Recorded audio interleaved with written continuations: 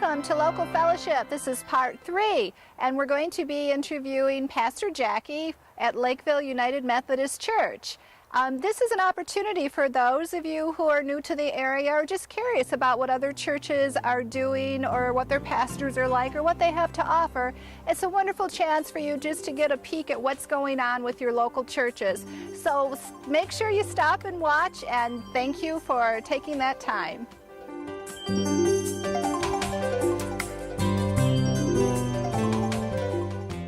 Welcome back. Today we are at Lakeville United Methodist Church and we are with Pastor Jackie. How are you today? I'm doing very well, thank you. It is so nice to have you here. What can you tell us about your beautiful church? Well, the Lakeville Methodist Church originated in 1856. The site was dedicated as the Methodist Episcopal site. And back in those days, our pastors traveled from church to church on horseback.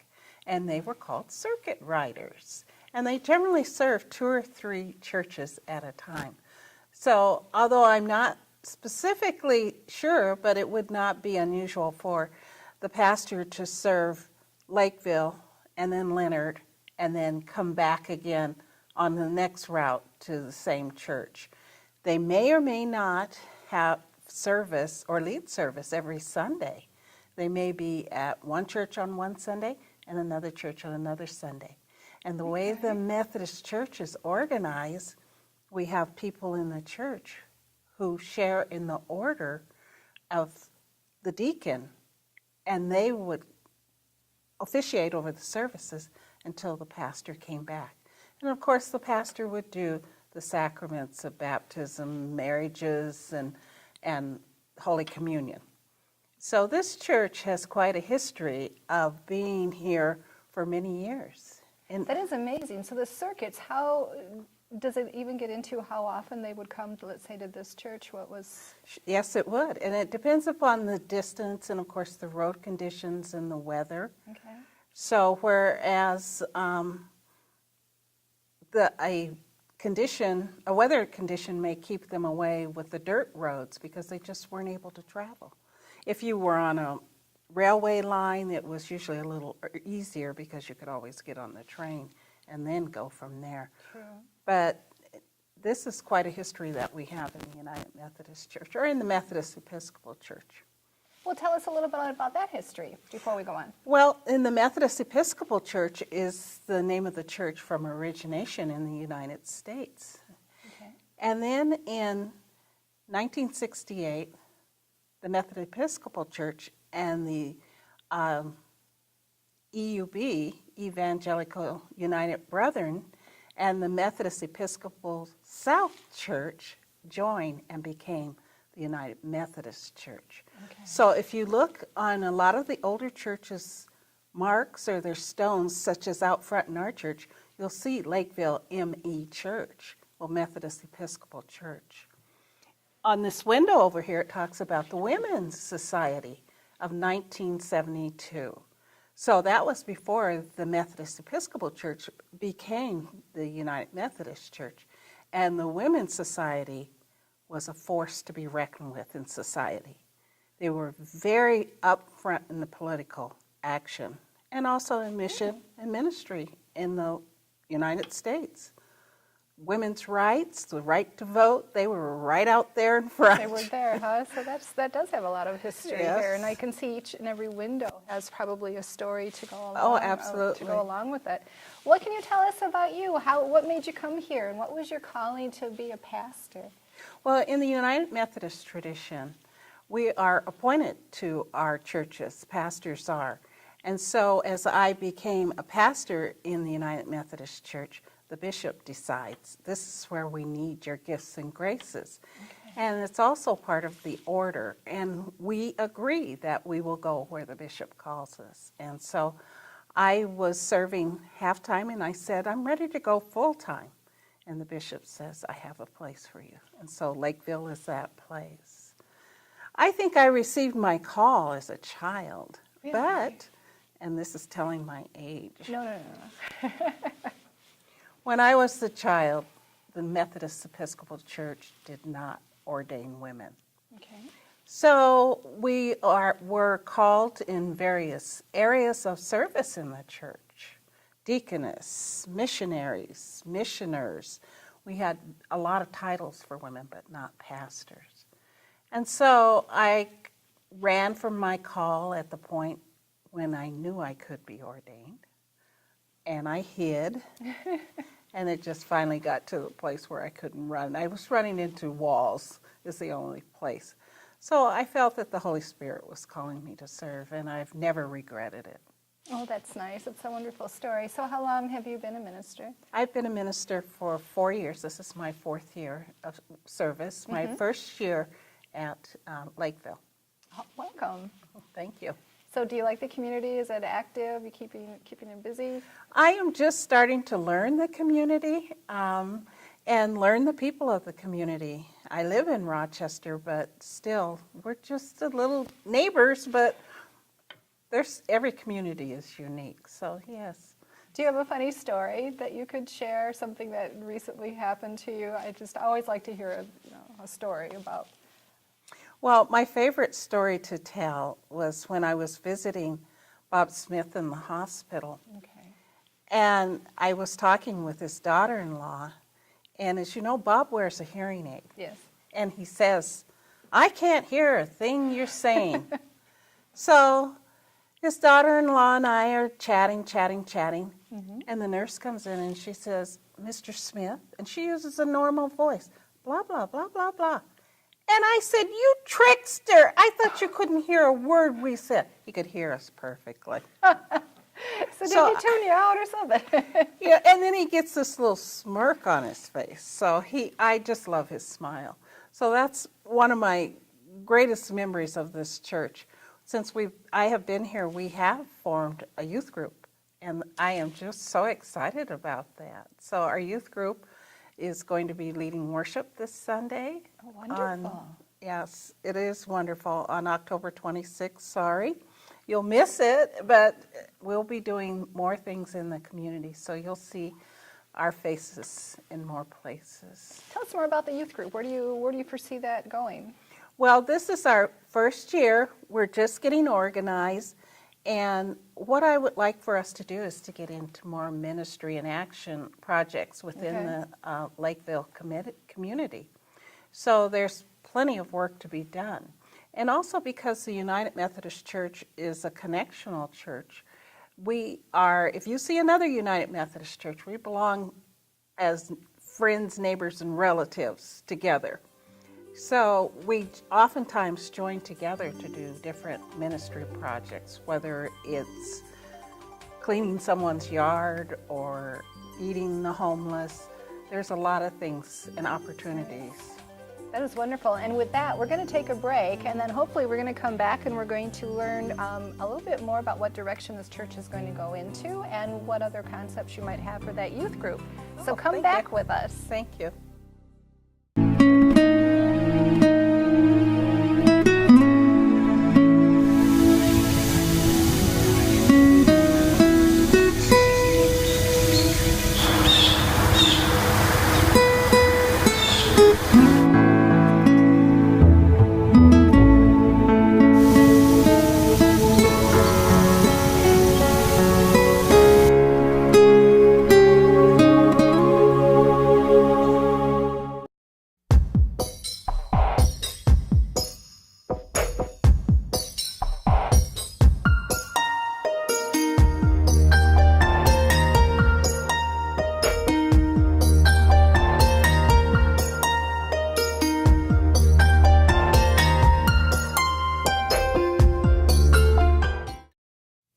Don't go away. We're going to take a couple of minutes and we're going to show you the beautiful Lakeville United Methodist Church.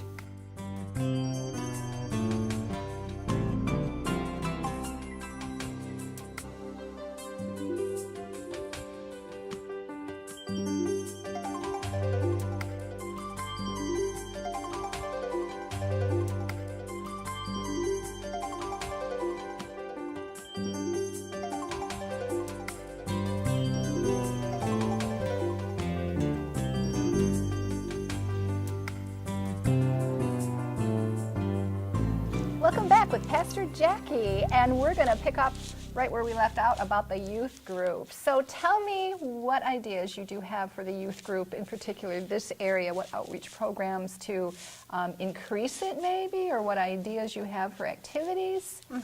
Well, the best way to increase any organization is through word of mouth, and our kids are really strong about that. We have kids that go to Oxford schools, and we also have kids that go to Macomb and Rochester schools. So we have a wide range of different opportunities and things that we can work with. One of the organizations is Love Inc. out of Oakland County. And then we also have Samaritan House in Macomb County. We're kind of in a unique situation being here on this corner because we are tied into two different counties. So we have that. We have youth from Mount Vernon United Methodist Church that we will also work with. And so we'll be doing various things, including leadership development, which comes out of Lansing. And we also will be doing feeding and working with free meals in different churches and different communities like Pontiac, Oxford, and hopefully someday we'll even be able to bring that program to Lakeville. Okay, and then if you had to evaluate your church, so that what would be the point that would draw people to come to worship every Sunday? This is a time of great opportunity. I love people to come with suggestions and different dreams and hopes that they have for their church. It used to be that the church was something you did, twice a week maybe, an hour on Sunday, maybe Sunday afternoon or midday during the week.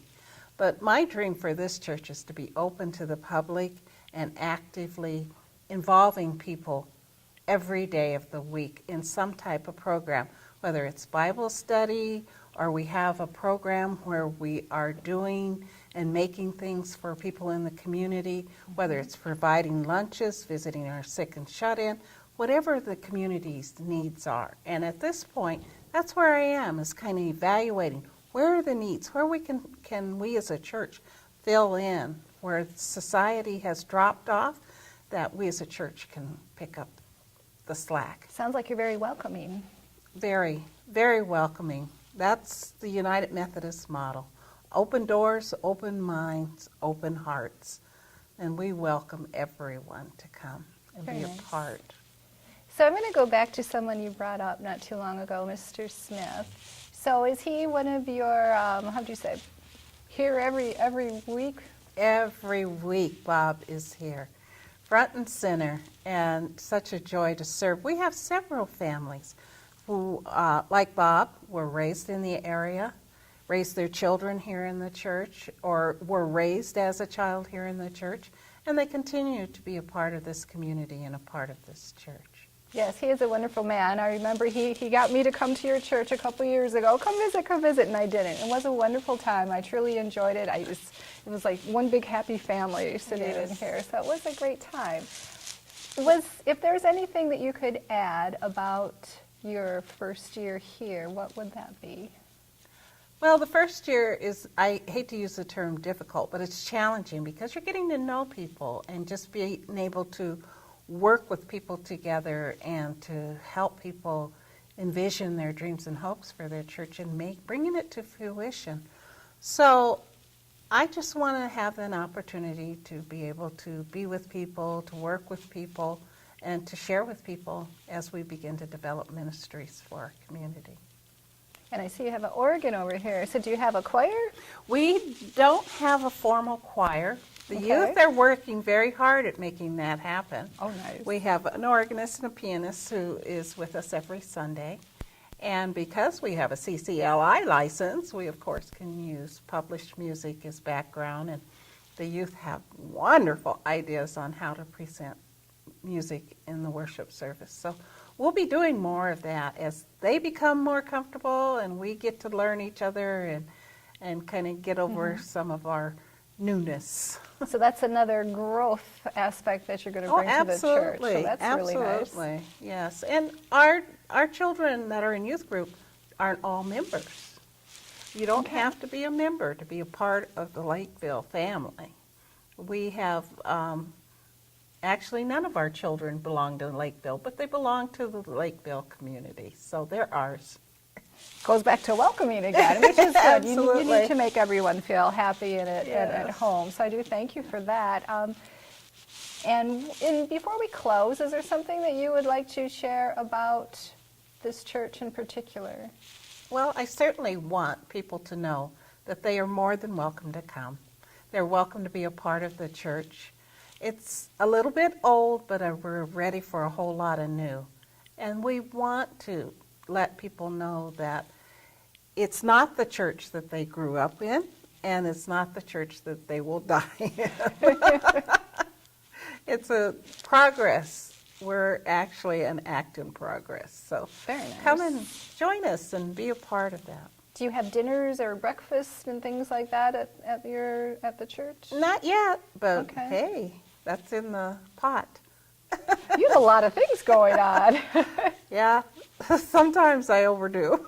I have to draw the line on myself and say, not this week, maybe you- next week. Well, you heard it from Pastor Jackie. She's ready and set to go forward, and she wants more people to come forward with ideas. She's ready to try things out. So please give Pastor Jackie a phone call and give her a hand. Yes, and you're welcome to come. We have open congregation, and everyone, absolutely everyone, is invited to be a part of the United Methodist Church. Thank you very much, and thank you for your time today and sharing your wonderful story. No, you're welcome. It was a pleasure. See everyone next week. You're watching OCTV, Oxford Community Television, serving Oxford, Addison Township, and the village of Leonard. There is a place where the air is pure and water runs sparkling clean. There is a place where a small, quaint village stands, surrounded by vast meadows and rolling hills. That place is the jewel of Oakland County. It's called Oxford, Michigan. If your dream or vision is for a safe, secure, and better life for you and your family, this is your invitation to come see for yourself the wonderful experience that could be yours. It's true that many lakes, nature trails, fishing, and over 500 acres of parks attract lots of people to Oxford. But there's much, much more. Quaint little shops, small pubs, and many unique fine restaurants. Near the center of town is a white church with a steeple, and a park where a live band can be heard playing from the gazebo on hot summer nights. You are easily transported into a more relaxed and unhurried time. Although the village of Oxford reminds you of years past, the warmth and pride of its hard-working residents truly sets it apart from other communities. Oxford School Board has worked with parents to provide their children with the finest education possible. The result? A modern global school system with the first world-renowned international high school program, the 5th Core World Language and Culture Program, and 11 premier sister schools expanding the globe from China to Mexico. Oxford residents are safe and secure in knowing they have one of the most modern police and EMT forces in Oakland County. If your vision is to start or expand a new business venture in a fiscally responsible environment, Oxford, Michigan welcomes you with open arms.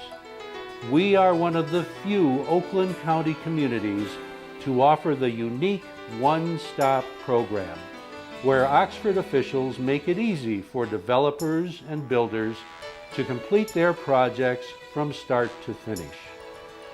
The one-stop process cuts through financial and legal red tape, frustration that usually faces entrepreneurs as they try to get their project off the ground. If your dream is for a new business venture or a better life for you and your family, there is a place called Oxford, Michigan.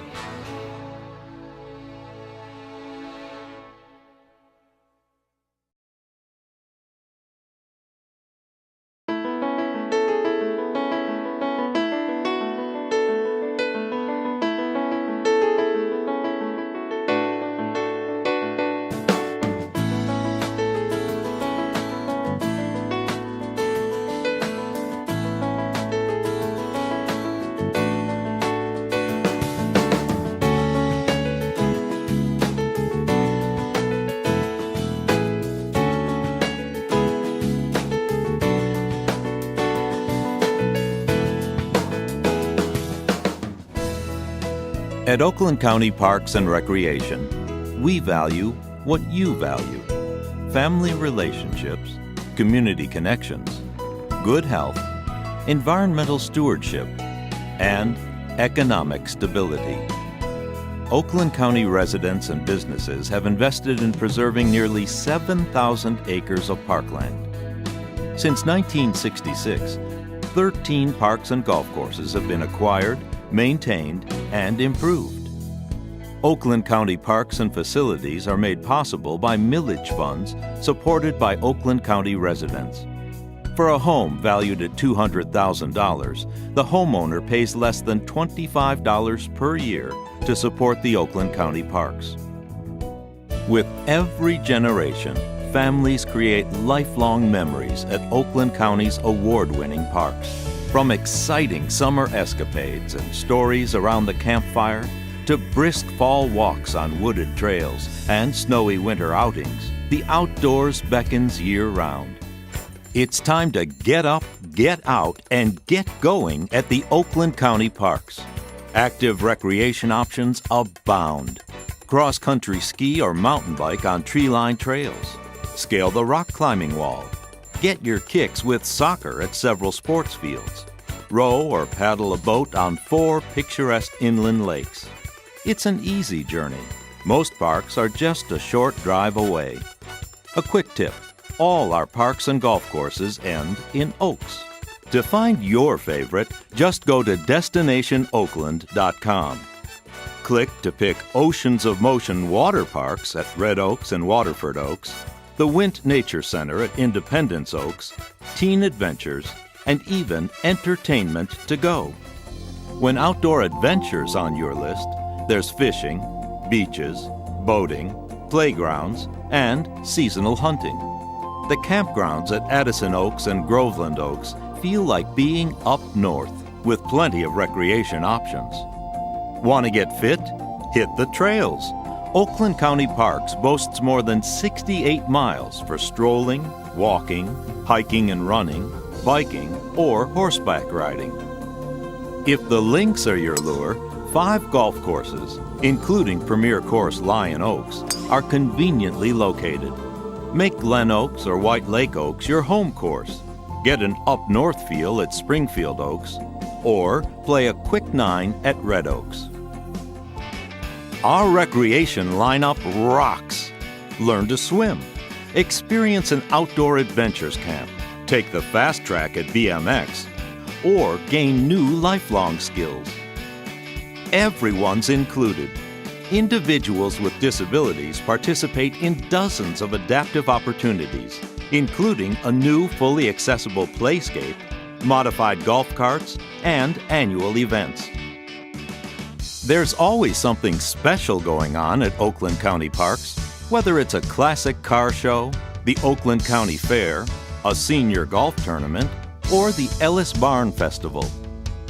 Being green is an everyday practice with nature interpretive programs, wildlife habitat protection, reduction of invasive species, and stormwater management. Your responses to surveys indicate that you want more trails. The Oakland Trails Advisory Council was established to coordinate trail systems and seek grant sources for future trail construction. You also said that maintaining and refurbishing existing facilities is a high priority, as well as continuing exceptional quality service standards. Oakland County Parks serves an increasingly diverse population of all abilities, ages, interests, ethnic backgrounds, and cultures. The needs of lifelong residents, as well as newcomers, are carefully considered when planning parks and programs. Oakland County Parks and Recreation pledges to create community by providing places to meet, play, and learn, observe environmental responsibility with natural resources stewardship, and enhance fiscal sustainability based on a business model of effective and efficient operation. During the last decade, the Parks Commission has purchased 297-acre Highland Oaks, acquired Catalpa Oaks, an urban park in Southfield, added new campsites and cabins at Addison Oaks, opened dog parks at Orion Oaks and Lion Oaks, relocated and reconstructed the historic Ellis Barn at Springfield Oaks, and built a universally accessible playground at Waterford Oaks. When the recession created financial hardships for families, the Parks Commission reduced many admission and rental fees. A $100,000 fund provides no-cost mobile recreation visits to local cities, villages, and townships. The Parks Commission has postponed some capital development and maintenance projects, and staff salaries and benefits were cut. Your time and talents are needed now more than ever. Volunteers can help clean up and beautify parks and trails, assist in removing invasive species to restore native plants, or plant perennials and ornamentals in our greenhouses. Lend a hand at golf tournaments, or at special events for persons with disabilities. Since the park system's creation in 1966, voters have never been asked to increase the 1/4 millage rate. Oakland County Parks and Recreation has provided all that you value for more than 40 years. Future plans include expansion of walking, hiking, mountain biking, and ski trails, increased green initiatives to protect wildlife and water resources, $1.5 million to improve parks infrastructure and facilities, a 3-acre dog park at Red Oaks, serving as a resource for community recreation planning, computerized reservation and registration systems, and an enhanced interactive website. Oakland County Parks and Recreation promises to continue its commitment to excellence. We will uphold high maintenance standards, offer clean and safe parks, and preserve and protect the environment while operating in a cost-efficient manner. We value what you value. Next to liberty, our outdoor heritage is the finest legacy we can leave to our children.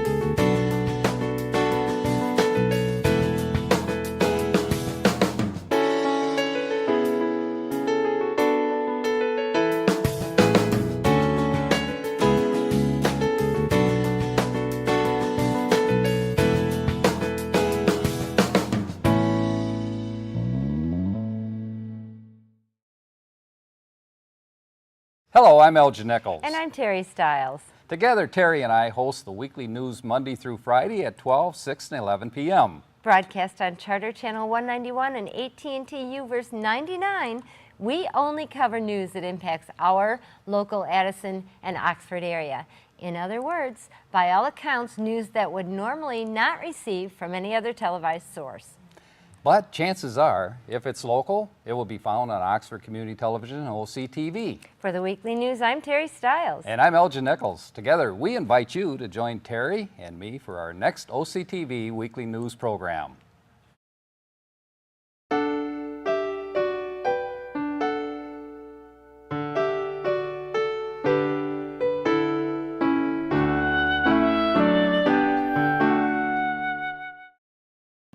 You're watching OCTV, Oxford Community Television, serving Oxford, Addison Township, and the village of Leonard.